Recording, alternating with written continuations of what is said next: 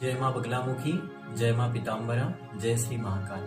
मित्रों, माता रानी का भक्त आज माँ बगलामुखी माँ के धाम सिवनी आया हुआ है और आप सभी माँ बगलामुखी माँ के दर्शन भी कर रहे हो। आज मैं आप लोगों को माँ बगलामुखी माँ के धाम से जुड़ी सत्य घटना बताने वाला हूँ और इस सत्य घटना का साक्षी मैं स्वयं हूँ। वैसे तो आप सभी लोग मुझे जानते हो कि कितनी ही माँ भगवती दुर्गा, माँ अम्बा भवानी की मैंने चमत्कारिक महिमा आप सभी को बताई है और मेरे खुद की जीवन पे आधारित बताई है, जिसका अनुभव मैंने देखा है, जाना है, समझा है। इसी बीच आप लोगों को माँ बगलामुखी माँ की इस धाम से जुड़ी सत्य घटना आपको बताने वाला हूँ। लगभग मित्रों आज दिनांक से 2 माह पूर्व की बात है। बैतूल जिले की एक दीदी, जिनके घर पे मैं वैसे ही बात करने के लिए गया, दीदी से बात की। तभी दीदी ने कहा कि उन्हें पेट में बहुत दर्द हो रहा है। कभी पेट के इस हिस्से पे होता है तो कभी उस हिस्से पे होता है, बहुत ही ज्यादा दर्द होता है। डॉक्टर ने कहा है कि तुम्हारी किडनी में सूजन आ चुकी है और फेफड़ों में भी दर्द हो रहा है और लगभग 6 से 7 महीनों से दीदी डॉक्टरी इलाज कर रही है, लेकिन उन्हें किसी प्रकार का थोड़ा सा भी आराम नहीं मिला। और किडनी की बात डॉक्टर से सुनकर दीदी बहुत घबरा गई कि अचानक कोई अगर बड़ी बीमारी हो गई, कैंसर वैंसर या फिर और भी कैंसर से कुछ पेट की प्रॉब्लम से बीमारियां हो जाती, कहीं किडनी खराब ना हो जाए। इस वजह से दीदी बहुत ही दुखी थी। तभी मैंने दीदी से कहा कि दीदी आप चिंता न करिए, मैं जरूर कुछ न कुछ आपके लिए प्रयास करूंगा कि माता रानी की कृपा से अगर ये समस्या अगर उत्पन्न हुई है तो ये समस्या किस कारण उत्पन्न हुई है, इस समस्या का किस प्रकार से पता लगाया जा सकता है। क्या डॉक्टरी इलाज आप 9 महीने से, 8 महीने से, 6 महीने से आप कर रहे हो, तो जब डॉक्टरी इलाज से जो बीमारी ठीक नहीं हो सकती है वो तो सिर्फ दुआ से हो सकती है, माता रानी की कृपा से हो सकती है। मैंने गुरु माता जी को फोन लगाया और गुरु माता जी से दीदी की बात करवाई। तब दीदी और गुरु माता की बात हुई। इसके बाद में गुरु माता जी ने कुछ जानकारी दीदी से पूछी और इसके बाद में दीदी का पूर्ण भाग्य चक्र देखा। दीदी की पूर्ण रूप से कुंडली का विश्लेषण किया और इस विश्लेषण करने के बाद में गुरु माता जी ने बताया कि बेटी, तुम्हारे भाग्य चक्र में काल सर्प योग बना हुआ है और इस काल सर्प योग के कारण ये तुम्हें समस्या तुम्हारे साथ उत्पन्न हो रही है। अगर इसका पूजन, विधिवत पूजन, इसका अनुष्ठान होता है।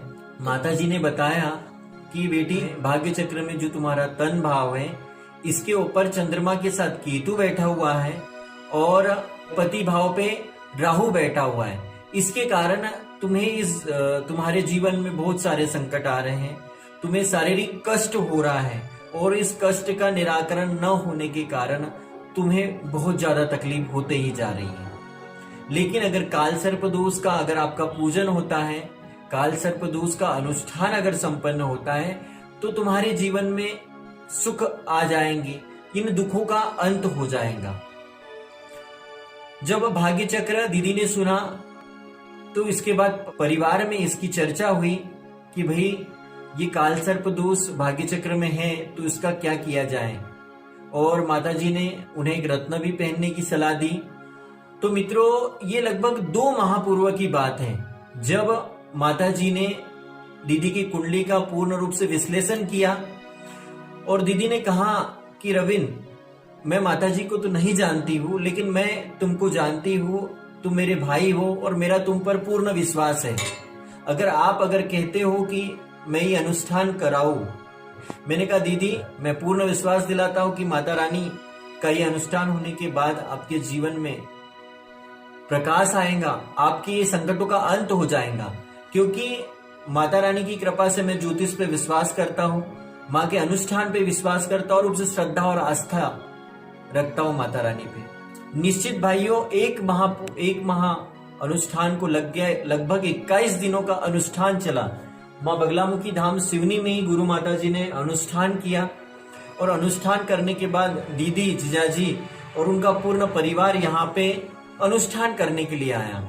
अनुष्ठान करने के बाद दीदी और जीजाजी ने गुरु दीक्षा भी ली माँ पीताम्बरा की और बड़ी खुशी की बात है भाइयों। मैंने कुछ ही दिनों पहले दीदी को फोन किया कि दीदी, जो आपकी किडनी में सूजन हो रही थी, जो आपको फेफड़ों में जो आपको प्रॉब्लम्स आ रही थी, जो आपके पेट में दर्द हो रहा था कि कभी पेट के इस हिस्से में हो रहा था, कभी उस हिस्से में हो रहा था, तो क्या वो दर्द कम हो गया?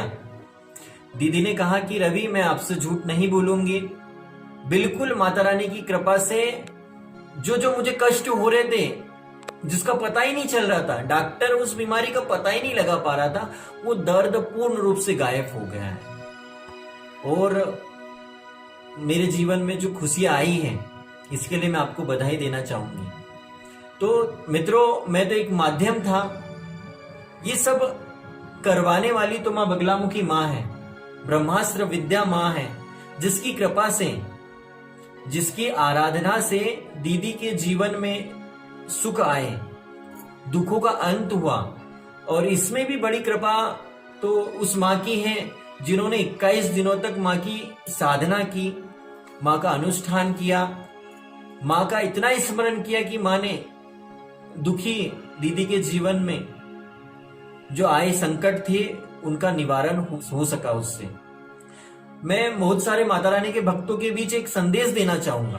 बहुत सारे माता रानी के भक्त मनमुखी हैं, उन्हें गुरु भक्ति का ज्ञान नहीं है, उन्हें गुरु शिष्य परंपरा का ज्ञान नहीं है।